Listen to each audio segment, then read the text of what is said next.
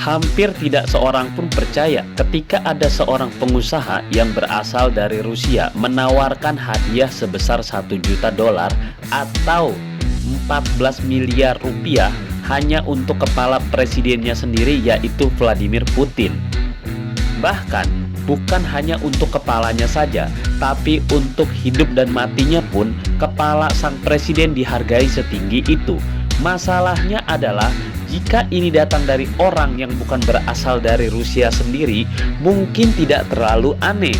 Akan tetapi, jika dari Rusia sendiri, tentu saja hal ini menghebohkan semua pihak. Parahnya lagi, sayembara kepala sang presiden termasuk hidup dan matinya itu pun bukan hanya dibuat untuk warga Ukraina dan dunia, tapi juga untuk orang-orang Rusia tersebut, terutama para prajurit, jenderal, serta perwira tinggi militer Rusia untuk menyeret sang presiden ke pengadilan atas serangannya ke Ukraina.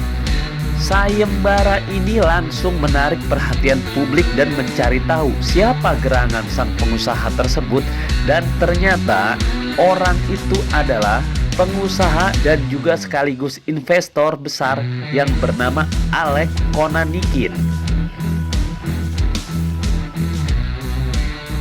Koar-koar janji tersebut diumumkan seperti layaknya sayembara oleh Konanikin melalui sebuah unggahan di media sosial Facebook yang dilansir langsung The Independent pada hari Kamis tanggal 3 tahun 2022. Sayangnya, ketika sayembara ini merebak dan diserbu netizen di Facebook, unggahan Konanikin tersebut langsung dihapus oleh platform Facebook. Postingan sayembara itu berupa unggahan foto Presiden Putin dengan tulisan berbunyi, "Dicari hidup atau mati Vladimir Putin atas pembunuhan massal." Kemudian di bawah teksnya keterangan berupa, "Sebagai seorang etnis Rusia dan warga negara Rusia, saya melihatnya sebagai kewajiban moral saya untuk memfasilitasi denazifikasi Rusia. Saya akan melanjutkan bantuan saya ke Ukraina dalam upaya heroiknya untuk menahan serangan gencar Putin." Sayembara dari pengusaha tersebut membuat banyak orang bertanya-tanya, kenapa pengusaha ini bisa menjadi musuh dari negaranya sendiri?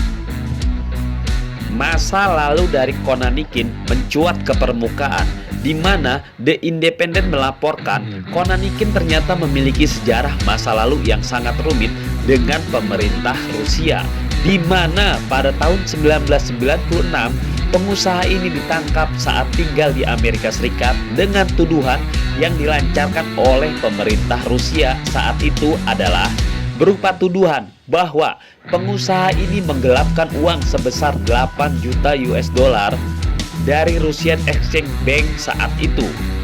Kemelut jalur hukum itu pun terjadi, entah benar atau tidaknya tentang kasus penggelapan ini. Yang jelas ada seorang agen FBI datang memberikan kesaksian yang meringankan Konanikin, hingga akhirnya kasus pun terselesaikan dan si pengusaha diberikan suaka politik.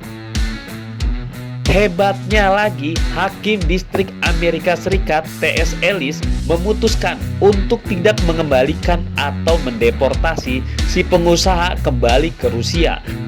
Mungkin hal itulah yang membuat si pengusaha sakit hati dengan negerinya sendiri, hingga sekarang menjadikan momentum ini untuk melakukan serangan melalui sayembara berhadiah. Konanikin menegaskan bahwa penangkapan Presiden Putin adalah tugas moral yang memang harus diselesaikan semua orang. Hal itu untuk membantu Ukraina karena mendapat serangan yang tidak beralasan untuk sesuatu yang bukan kesalahan yang merugikan pihak Rusia. Konanikin menulis secara jelas di akun media sosial Facebooknya yang berbunyi, "Saya berjanji untuk membayar 1 juta dolar kepada petugas yang sesuai dengan tugas konstitusional mereka menangkap Putin sebagai penjahat perang di bawah hukum Rusia dan internasional."